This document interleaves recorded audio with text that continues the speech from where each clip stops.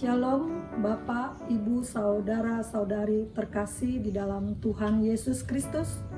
Selamat datang dan selamat beribadah di POK PWKPR Rempoa dalam ibadah perjamuan kudus Jumat Agung 10 April 2020. Melalui ibadah ini kita akan sama-sama mengenang dan menghayati arti pengorbanannya di kayu salib demi menebus dosa-dosa umat manusia. Mari kita siapkan hati dan pikiran kita untuk bersama-sama memuji, menyembah, dan belajar akan kebenaran firman Tuhan. Dan sejenak kita akan memasuki saat teduh.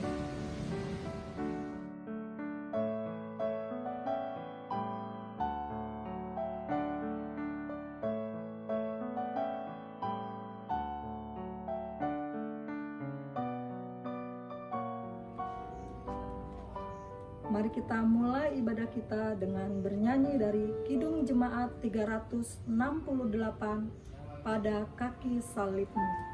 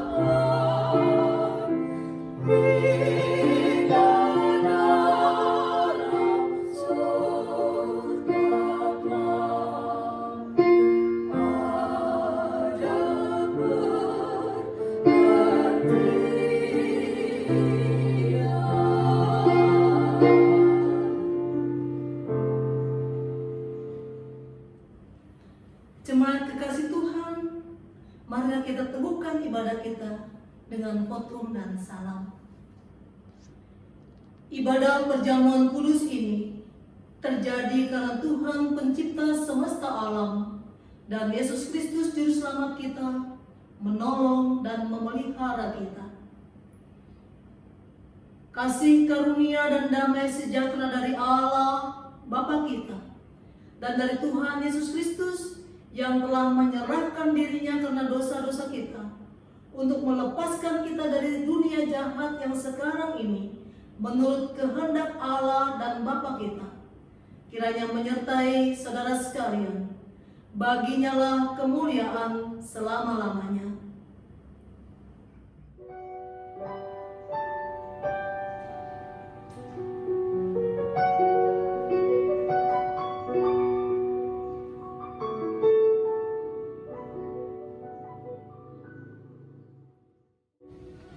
Jumat itu, dalam cemooh dan cibir, Yesus berjalan menapaki perbukitan Golgota. Penuh gaya seorang tentara membawa tulisan, Yesus orang Nazaret, Raja orang Yahudi. Gelak tawa terdengar seolah sebagai respon atas Yesus yang terluka. Bayang-bayang pengkhianatan seakan-akan menari-nari di mata Yesus, Yudas, Simon, dan entah siapa lagi.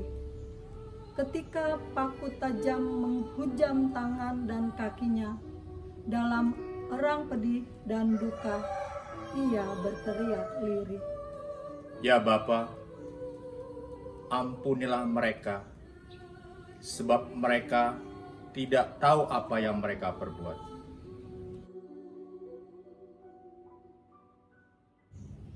Jumat itu, seorang penjahat mengolok-olok Yesus, seakan ia yang paling baik, ia yang paling benar.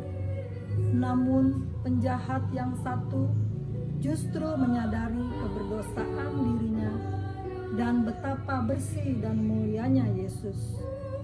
Kepadanya Yesus berujar, Aku berkata kepadamu, sesungguhnya pada hari ini juga engkau akan ada bersama-sama dengan aku di dalam Firdaus.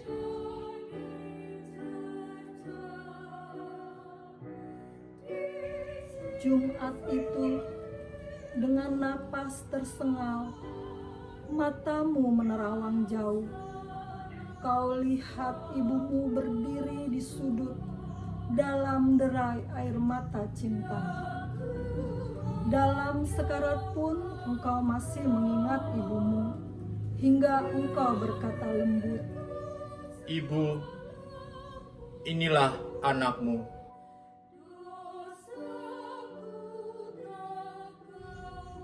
Jumat itu, kala nyawa di ujung nafas, kala gelap menutupi siang, sang Bapa pun seakan meninggalkan Yesus. Seonggok kengerian mencipta ketakutan. Ia harus berjalan tanpa sang Bapa, masuk ke dalam kerajaan maut. Dengan gemetar ia berujar, Eli, Eli, lama sabachthani. Eli, Eli, lama sabachthani.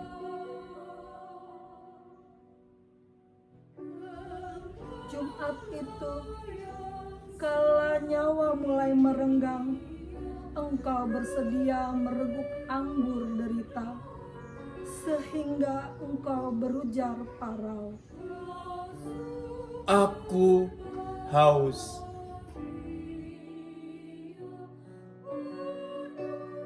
Jumat itu, derita hampir mencapai puncak.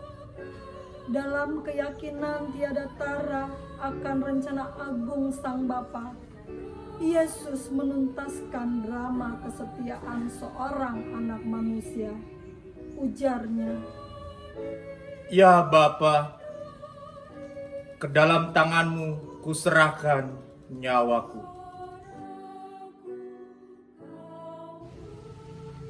Jumat itu, salib menjadi saksi kesetiaan seorang hamba Tuhan, Yesus Kristus.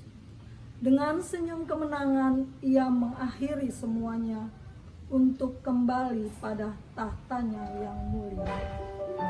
Sudah selesai.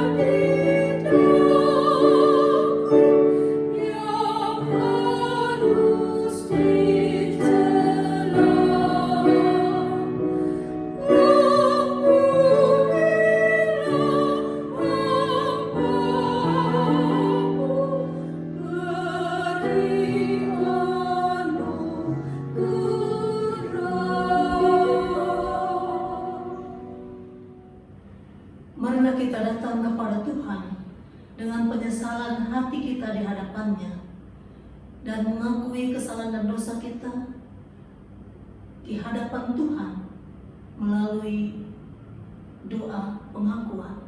Kita berdoa. Ya Allah, Bapa yang Maha Kasih, Allah yang karena kasih dan anugerah yang begitu besar, kepada kami memberikan Putra-Mu Yesus Kristus. Di hadapan hadirat-Mu ya Kristus, Juru Selamat, kami mengakui akan kesalahan dan dosa kami. Kami mengakui akan kegagalan kami, melakukan banyak hal yang menjadi titah dan perintah-Mu di tengah dan dalam hidup kami. Kami telah lalai melakukan firman-Mu, baik melalui perkataan maupun perbuatan kami. Bahkan pikiran kami yang tersembunyi dari hadapan manusia, itu pun telah bersalah di hadapan Engkau ya Tuhan.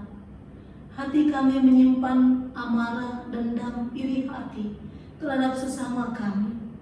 Ya Tuhan, sucikan dan kuduskanlah kami. Layakkanlah kami di hadapan hadirat-Mu yang Maha Kudus itu. Kami mengakui bahwa melalui apa yang kami lakukan, sadar ataupun tidak, kami telah menyalibkan Engkau ya Tuhan. Ampunilah kami apabila kami telah menjadi batu sandungan terhadap sesama kami. Ya Tuhan, dalam pengasihan-Mu kami mohon, sucikan dan kuduskanlah kami. Di dalam Putra-Mu Tuhan Yesus Kristus, kami naikkan doa ini. Amin.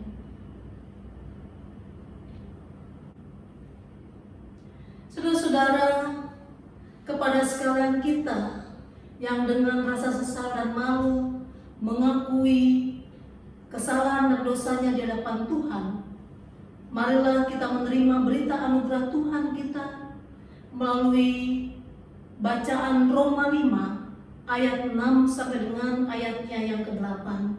Demikianlah dikatakan. Karena waktu kita masih lemah, Kristus telah mati untuk kita orang-orang durhaka pada waktu yang ditentukan oleh Allah. Sebab tidak mudah seorang mau mati untuk orang yang benar, tetapi mungkin untuk orang yang baik ada orang yang berani mati. Akan tetapi Allah menunjukkan kasih-Nya kepada kita oleh karena Kristus telah mati untuk kita ketika kita masih berdosa. Demikianlah berita anugerah Tuhan Yesus Kristus.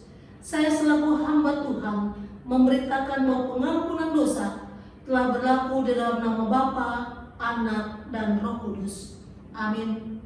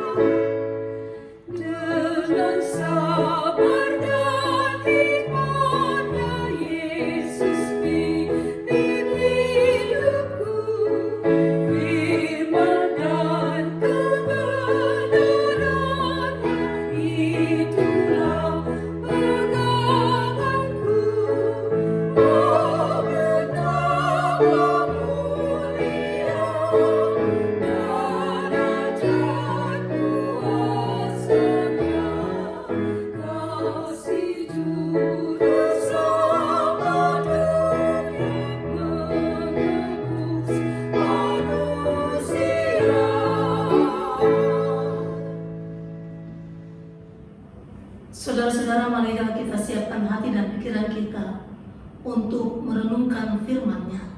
Kita berdoa. Bapa Surgawi, saat ini kami datang kepadamu untuk memohon pertolongan-Mu agar kami boleh paham dan mengerti akan kehendak-Mu melalui berita firman-Mu. Inilah kami ya Tuhan, berbicaralah atas kami sekalian. Biarlah firman-Mu menguatkan, meneguhkan, dan memimpin kehidupan kami. Terpujilah nama Tuhan. Di dalam nama Tuhan Yesus kami berdoa. Amin.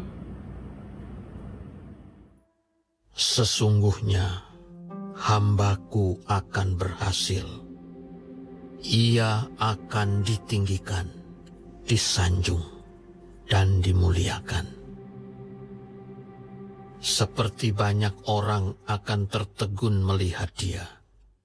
Begitu buruk rupanya, bukan seperti manusia lagi, dan tampaknya bukan seperti anak manusia lagi. Demikianlah ia akan membuat tercengang banyak bangsa. Raja-raja akan mengatupkan mulutnya melihat dia. Sebab apa yang tidak diceritakan kepada mereka akan mereka lihat, dan apa yang tidak mereka dengar akan mereka pahami. Siapakah yang percaya kepada berita yang kami dengar, dan kepada siapakah tangan kekuasaan Tuhan dinyatakan?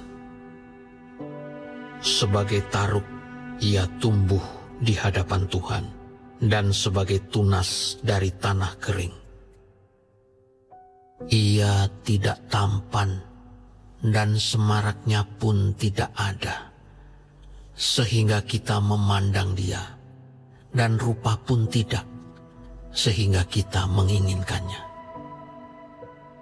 Ia dihina dan dihindari orang, seorang yang penuh kesengsaraan, dan yang biasa menderita kesakitan.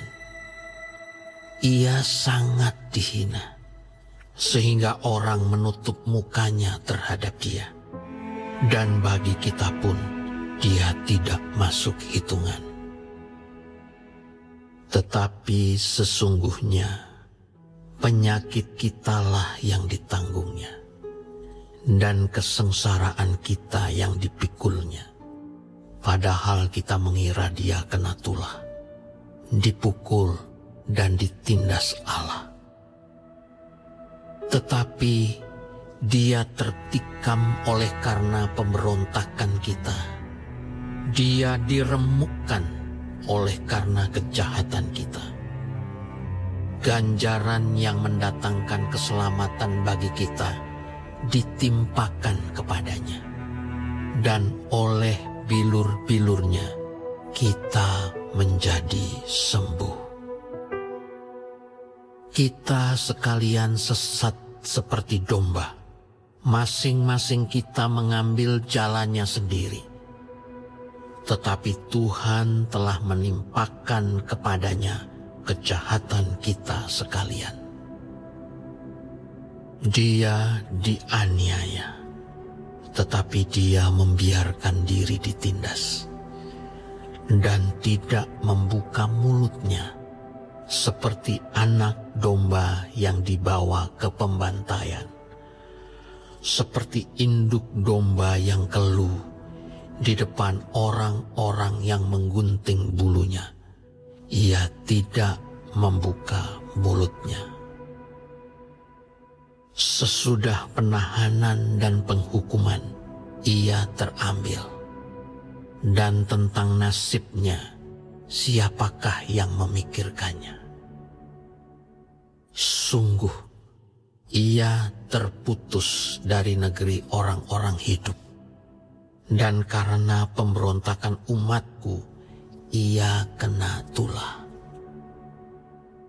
Orang menempatkan kuburnya di antara orang-orang fasik, dan dalam matinya ia ada di antara penjahat-penjahat. Sekalipun ia tidak berbuat kekerasan, dan tipu tidak ada dalam mulutnya. Tetapi Tuhan berkehendak meremukkan dia dengan kesakitan. Apabila ia menyerahkan dirinya sebagai korban penebus salah, ia akan melihat keturunannya. Umurnya akan lanjut, dan kehendak Tuhan akan terlaksana olehnya. Sesudah kesusahan jiwanya, ia akan melihat terang dan menjadi puas. Dan hambaku itu, sebagai orang yang benar, akan membenarkan banyak orang oleh hikmatnya, dan kejahatan mereka dia pikul. Sebab itu, aku akan membagikan kepadanya orang-orang besar sebagai rampasan, dan ia akan memperoleh orang-orang kuat sebagai jarahan, yaitu sebagai ganti, karena ia telah menyerahkan nyawanya ke dalam maut, dan karena ia terhitung di antara pemberontak-pemberontak. Sekalipun ia menanggung dosa banyak orang, dan berdoa untuk pemberontak-pemberontak.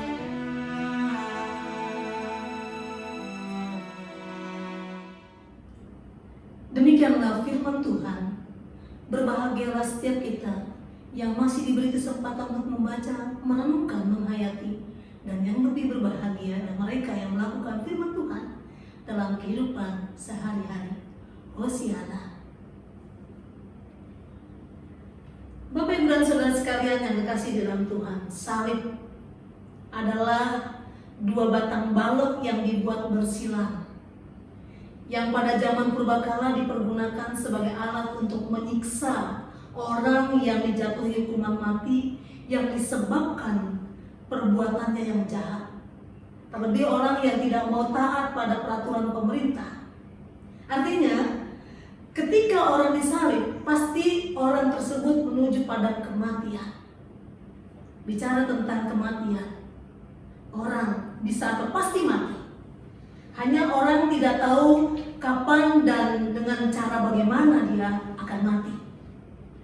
Saat ini saudara, bicara tentang kematian menjadi berita yang setiap hari kita dengar dan saksikan. Bahkan juga terjadi dengan orang-orang yang kita kenal, baik dekat ataupun jauh. Bahkan mungkin kerabat ataupun anggota keluarga kita. Ironisnya, ketika kita mendengar berita bahwa ada keluarga, ada tetangga atau teman yang meninggal atau pergi menghadap Tuhan, saat seperti sekarang ini, kita tidak bisa datang untuk menghibur keluarga yang berduka atau mengantar kepergian almarhum atau almarhumah ke tempat peristirahatan yang terakhir. Bukan tidak mau, tapi memang itu yang harus kita lakukan, yaitu tetap tinggal di rumah. Kita berdoa dari rumah bagi orang-orang yang sedang berduka agar diberi ketabahan, kekuatan, dan penghiburan. Saudara, di tengah wabah corona yang mendunia saat ini, sudah ribuan orang yang meninggal. Ada banyak tangis dan air mata atas kepergian orang-orang yang dikasihi. Saudara-saudara, kematian kerap dianggap sebagai realitas yang menakutkan. Oleh karena itu, dengan segala upaya banyak orang berusaha menghindari kematian dan gejala-gejalanya. Dan di tengah wabah corona yang melanda negara kita seperti sekarang ini misalnya, banyak orang berlomba mencari masker, hand sanitizer, membeli rempah-rempah untuk membuat jamu seperti kunyit, jahe, temulawak, dan lain-lain yang dulunya atau sebelumnya orang tidak suka jamu.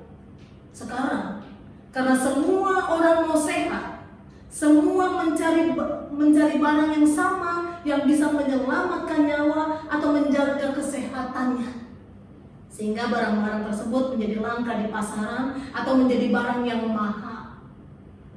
Sekalipun demikian saudara, toh setiap hari kita masih mendengar ada banyak orang yang meninggal akibat wabah. Artinya saudara, ada atau tidak ada wabah, kematian sebenarnya menjadi realitas yang tidak dapat ditolak oleh manusia. Dan hari ini kita memperingati kisah kematian Yesus. Perlu dicatat bahwa Yesus hanya salah seorang manusia di dunia yang mati secara mengenaskan. Banyak orang yang juga mati dengan cara mengerikan dan mengenaskan. Persoalannya bukan bagaimana kita mati, tetapi untuk apa kita mati. Para martir banyak yang mati dengan cara mengerikan, akan tetapi sudah jelas untuk apa mereka mati, yaitu untuk mempertahankan kesetiaannya kepada Tuhan Yesus. Rasul Paulus mengatakan demikian, hidup adalah Kristus dan mati adalah keuntungan. Pertanyaannya, mengapa Rasul Paulus dapat berkata demikian? Saudara, tentu karena ia sudah paham dan sangat menghayati makna salib Yesus. Bagi Rasul Paulus, jalan salib, jalan yang baru dalam menemukan Allah. Seperti yang menjadi tema renungan kita. Saudara, pada ibadah Jumat Agung ini, kita melihat kematian dari sudut pandang Tuhan Yesus. Bagi Tuhan Yesus, kematian adalah konsekuensi dari kesetiaannya kepada Bapa di sorga. Sekalipun harus dengan jalan salib. Namun bagi Bapa, kesetiaan Tuhan Yesus hingga harus merengkuh kematian justru menunjukkan kemuliaan Tuhan Yesus. Kematian melalui salib bagi Yesus adalah klimaks dari karya keselamatannya yang ia lakukan demi menebus, menanggung dosa dan salah manusia. Dan apa yang Tuhan Yesus lakukan ini telah dinubuatkan oleh para nabi, khususnya Nabi Yesaya. Seperti yang menjadi bacaan kita tadi. Yesaya 52 ayat 13 sampai dengan 53 ayat 12. Jika kita memperhatikan dengan seksama, maka kita akan menemukan sebenarnya ada hal yang sangat kontradiktif. Ada hal yang paradoks, ada hal yang bertentangan. Yaitu misalnya pertama, kalau kita membaca ayat 52 ayat 13, pasal 52 ayat 13, yang pada awalnya disebut hamba Tuhan itu akan berhasil, ia akan ditinggikan, ia akan disanjung. Namun kemudian kalau kita membaca ayat pasal 53, maka hamba Tuhan yang dimaksud itu pun disebut sebagai orang yang buruk rupa, bukan seperti manusia lagi, dan tampaknya pun bukan seperti anak manusia lagi. Dan hal lain saudara yang terlihat sangat kontradiktif adalah tampak ketika penderitaan itu dilihat sebagai sebuah cara hamba Tuhan itu untuk menanggung penyakit dan kesengsaraan umat. Dengan kata lain, sang hamba Tuhan itu menjadi tumbal atas dosa dan pelanggaran umatnya. Tentu hal ini tidak sesuai dengan pola pikir atau paradigma orang atau masyarakat Yahudi. Bagi orang Yahudi, saudara, seperti yang diungkapkan dalam teks kita pada ayat yang keempat pasal 53, kita mengira dia kena tulah, dipukul dan ditindas Allah. Artinya saudara, bagi orang Yahudi penderitaan adalah akibat dosa dari orang itu sendiri. Gambaran kontradiksi ini dinyatakan Nabi Yesaya sebagai kehendak Tuhan. Kalau kita membaca pada ayat yang ke-10, dikatakan demikian, tetapi Tuhan berkehendak meremukkan dia dengan kesakitan apabila ia menyerahkan dirinya sebagai korban penebus salah. Gambaran Nabi Yesaya ini menjelaskan kepada kita bahwa sang hamba Tuhan adalah orang yang luar biasa setia, sehingga ia rela sekalipun harus melewati jalan ketidakadilan baginya, bagi dirinya, demi apa saudara? Demi tumbal keselamatan umat. Pernyataan bahwa Mesias yang menang namun harus mengalami penderitaan tentu tidak mudah diterima oleh pikiran umat Yahudi, juga pikiran dunia. Padahal sang Mesias mengalami semua itu. Bapak Ibu dan Saudara, karya kasih Kristus menjadikan dunia selamat sudah dinubuatkan sejak zaman para nabi. Namun sayangnya Israel pun tidak memahaminya. Bahkan para muridnya yang sudah bersama-sama selama 3 tahun pun tidak juga bisa memahaminya. Kenapa? Karena salib. Salib adalah tanda kasih Tuhan kepada dunia melalui kematian Tuhan Yesus Kristus, di mana kita diselamatkan. Tapi itu sukar untuk diterima, bahkan oleh para murid Yesus sekalipun. Saudara, memang tidak mudah untuk memahami atau mengerti kehendak atau kehadiran Allah, apalagi jika kehidupan kita aman-aman saja. Apalagi ketika apa yang kita butuhkan selalu tersedia. Apa yang kita cita-citakan terus berhasil kita raih. Pada kita sehat, rezeki ada. Dalam situasi aman, seringkali kita sulit untuk melihat kehadiran atau mukjizat yang terjadi dari Allah. Sulit kita melihat akan karya Allah, bahkan kehadiran Allah sering tidak kita rasakan. Mari kita ingat situasi sebelum peristiwa wabah COVID ini terjadi atau dialami di dunia.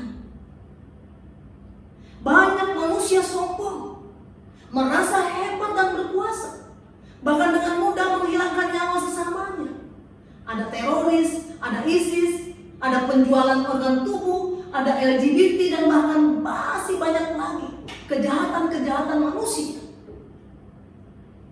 Negara-negara besar, negara-negara kuat saling berebut kekuasaan dengan senjata yang canggih.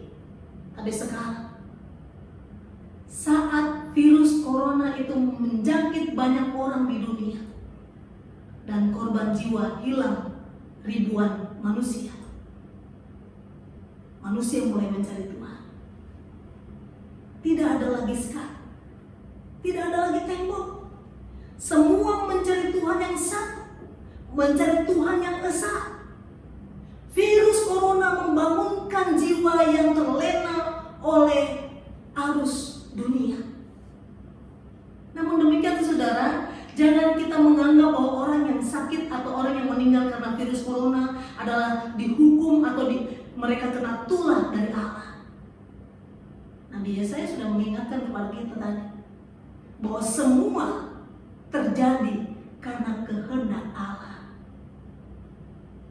Semoga kiranya derita salib yang saat ini dialami oleh dunia mengingatkan akan derita salib Tuhan yang telah menyelamatkan kita dari dosa dan maut, sehingga kita menyadari atau tahu untuk apa kita mati. Dan Rasul Paulus mengatakan, hidup adalah Kristus dan mati adalah keuntungan. Tuhan Yesus memberkati. Amin.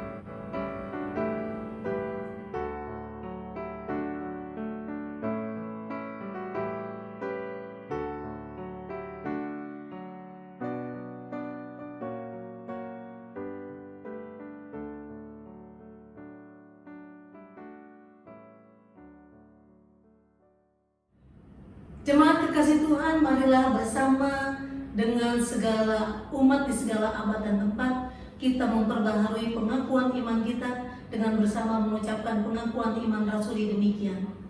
Aku percaya kepada Allah Bapa yang Maha Kuasa, Khalik langit dan bumi, dan kepada Yesus Kristus, Anak yang tunggal Tuhan kita, yang dikandung daripada Roh Kudus, lahir dari anak darah Maria, yang menderita di bawah pemerintahan Pontius Pilatus, disalibkan, mati dan dikuburkan, turun ke dalam kerajaan maut.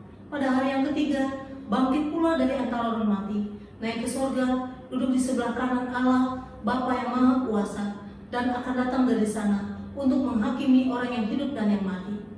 Aku percaya kepada Roh Kudus, gereja yang kudus dan am, persekutuan orang kudus, pengampunan dosa, kebangkitan daging, dan hidup yang kekal. Amin. Saudara-saudara yang dikasihi dalam Tuhan, marilah kita masuk dalam perjamuan kudus.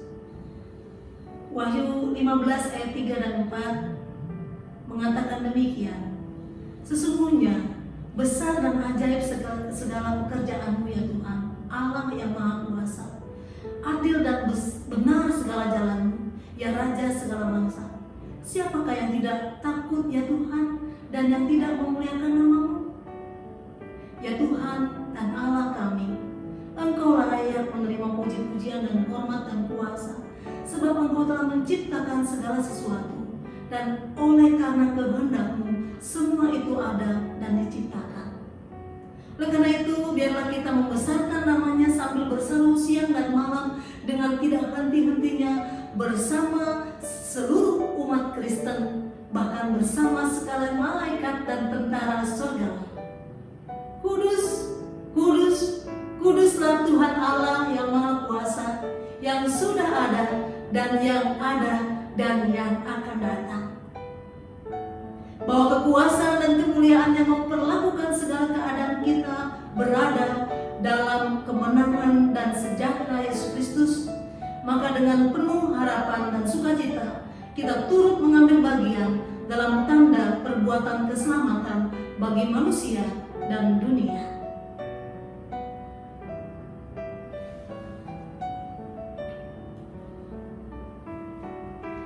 Jemaat, dengarkanlah penetapan perjamuan kudus sebagaimana tertulis dalam 1 Korintus 11 ayat 23 sampai dengan ayat yang ke-26 yang berbunyi demikian. Sebab apa yang telah aku teruskan kepadamu, telah aku terima dari Tuhan, yaitu bahwa Tuhan Yesus pada malam waktu ia diserahkan, mengambil roti, dan sesudah itu ia mengucap syukur atasnya. Ia memecah-mecahkannya dan berkata, "Inilah tubuhku yang diserahkan bagi kamu. Perbuatlah ini menjadi peringatan akan aku." Demikian juga ia mengambil cawan sesudah makan, lalu berkata, "Cawan ini adalah perjanjian baru yang dimeteraikan oleh darahku. Perbuatlah ini setiap kali kamu meminumnya menjadi peringatan akan aku. Sebab setiap kali kamu makan roti ini dan minum cawan ini, kamu memberitakan kematian Tuhan sampai ia datang." Jemaat kekasih Tuhan, supaya kita dipelihara dengan roti surgawi, yakni Yesus Kristus, janganlah kita melekat pada roti dan anggur yang kelihatan ini, melainkan hendaklah dalam iman kita mengarahkan hati dan pikiran kita kepada Tuhan Yesus Kristus, Tuhan dan Juru Selamat kita. Kolose 3 ayat 1b mengatakan, "Carilah perkara yang di atas, di mana Kristus ada, duduk di sebelah kanan Allah." Marilah kita bersama-sama mengucapkan doa Bapa kami. Bapa kami yang di sorga, dikuduskanlah namamu. Datanglah kerajaanmu, jadilah kehendak-Mu di bumi seperti di sorga. Berikanlah kami pada hari ini makanan kami yang secukupnya, dan ampunilah kami akan kesalahan kami, seperti kami juga mengampuni orang yang bersalah pada kami. Dan janganlah membawa kami ke dalam pencobaan, tetapi lepaskanlah kami dari yang jahat. Karena Engkau yang punya kerajaan dan kuasa dan kemuliaan sampai selama-lamanya. Amin. Bagi mereka yang belum sidi, kami mohon untuk tidak mengambil bagian dalam perjamuan kudus ini dahulu. Marilah, segala sesuatu sudah tersedia. Damai sejahtera Kristus menyertai persekutuan kita sekalian.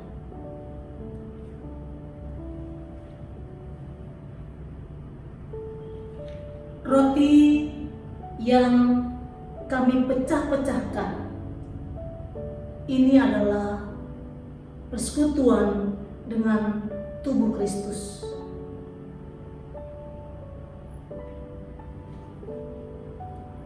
Ambillah.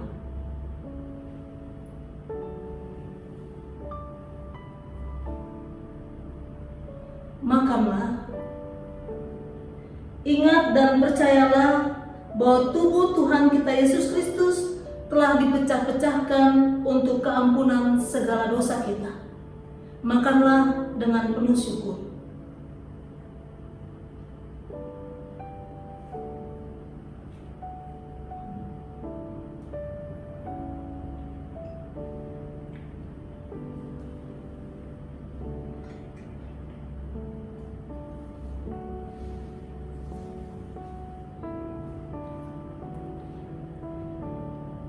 Cawan minuman yang kita pakai untuk mengucap syukur ini adalah persekutuan kita dengan darah Kristus.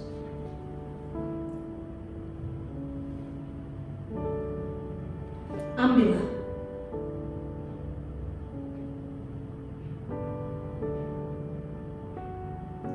Minumlah, ingatlah dan percayalah bahwa darah Tuhan kita Yesus Kristus telah ditumpahkan untuk keampunan segala dosa kita. Minumlah dengan penuh syukur.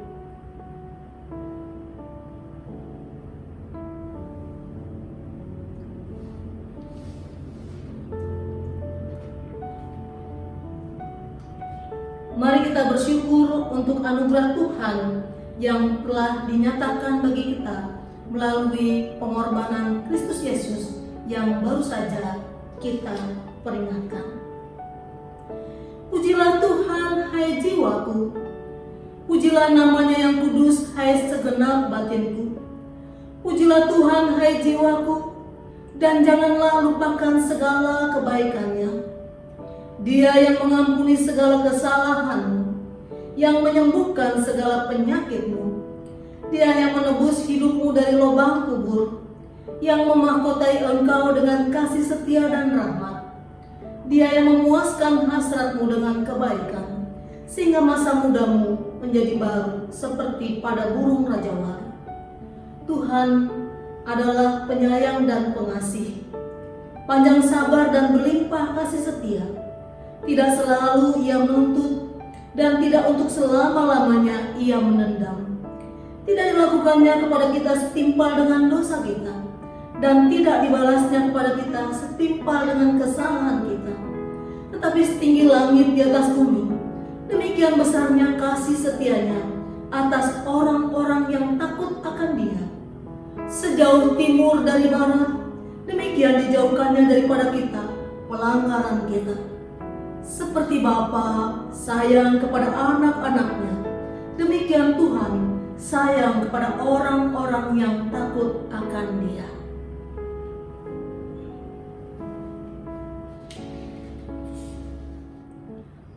Mari kita naikkan syukur kita kepada Tuhan di dalam doa. Kita berdoa. Ya Allah Bapa kami sudah memperingati kematian dan kebangkitan Yesus Kristus melalui perjamuan kudus-Mu. Kami mengucap syukur atas kemenangan-Nya yang meluputkan kami dari cengkeraman dosa dan kerajaan maut. Teguhkanlah kepercayaan kami, supaya kami dapat menjalani kehidupan baru dengan penuh sukacita serta memuji nama-Mu di tengah-tengah dunia ini. Dengarkanlah doa kami dan semua anak-anak-Mu di segala waktu dan tempat yang mengharapkan kedatangan Tuhan Yesus Kristus dengan kuasa dan kemuliaan sebagai Raja semesta alam. Amin.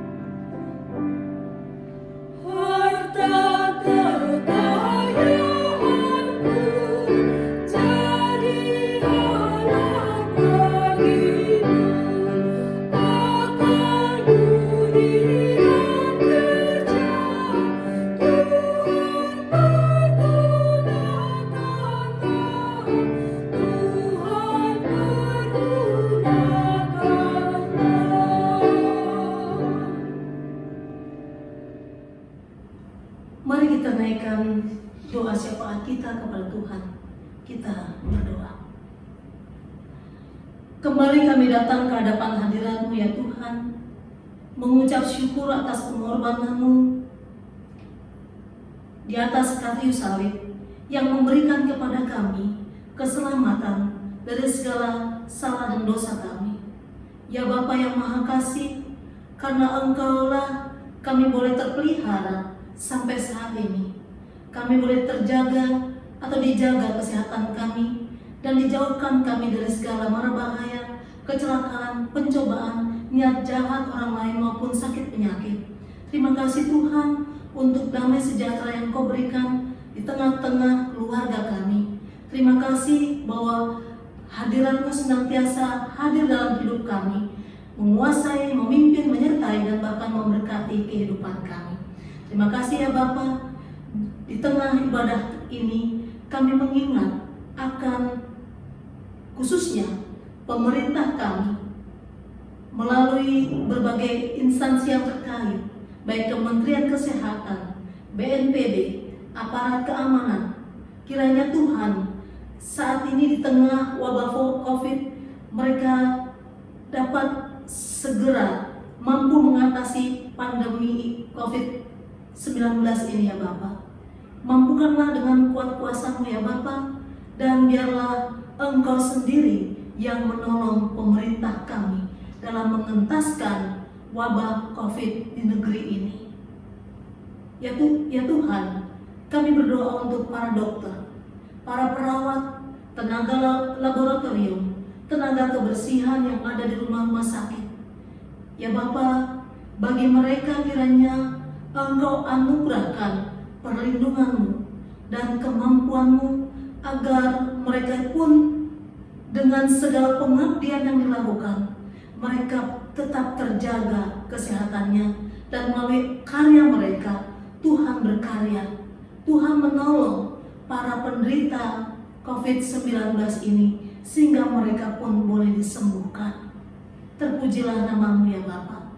Kami berdoa untuk para tukang ojek, pedagang kaki lima, buruh yang terimbas baik langsung maupun tidak pandemi COVID-19 ini. Tuhan, biarlah Engkau beserta dengan mereka, menolong dan menguatkan mereka, sehingga mereka mampu melihat dan merasakan karya Tuhan tetap hadir bagi mereka. Terima kasih Bapa. Kami juga memohon hikmat dan pertolongan Tuhan agar masyarakat dapat turut serta menangkal penyebaran COVID-19 ini sesuai dengan arahan pemerintah. Biarlah Tuhan kami memiliki sepemahaman, sepengertian, sehingga dengan demikian kami boleh bersama-sama dengan pemerintah menjadi garda terdepan untuk menangani dan menanggulangi COVID ini, dengan kami mentaati aturan yang diberlakukan oleh pemerintah kami. Terima kasih Bapa, terima kasih ya Tuhan. Kami berdoa untuk keluarga-keluarga kami, baik yang dekat maupun yang jauh. Biarlah Engkau tetap jaga kesehatan mereka ya Tuhan, sehingga mereka ada dalam damai sejahtera-Mu, seperti Engkau memberikan damai sejahtera bagi kami sekeluarga di tempat ini. Terima kasih ya Tuhan, terima kasih untuk keselamatan yang Tuhan beri melalui pengorbanan Putra-Mu yang Tuhan Yesus Kristus yang telah kami nikmati melalui perjamuan kudus. Terpuji-pujilah Engkau ya Bapa. Inilah doa sembahyang kami sebagai ungkap syukur kami. Kami telah memberikan persembahan kami. Itu semua pun datang daripada-Mu. Kami percaya Tuhan, Engkau memberkati persembahan kami ini supaya menjadi persembahan yang hidup yang boleh memperluas kerajaan Tuhan di tengah-tengah dunia melalui pekerjaan yang dilakukan oleh gereja-gereja-Mu. Terpuji-pujilah nama Tuhan. Inilah doa sembahyang kami yang kami panjatkan demi Kristus penebus Tuhan dan Juru Selamat kami. Haleluya. Amin.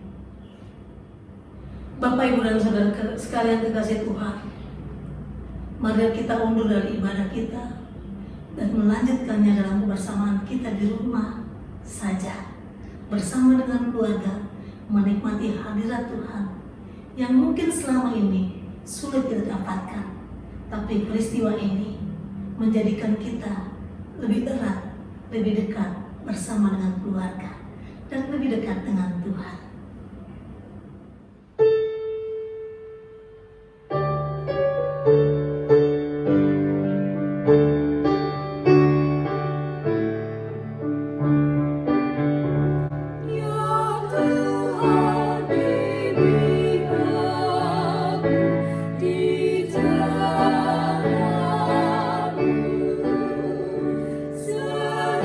Sehingga ku selalu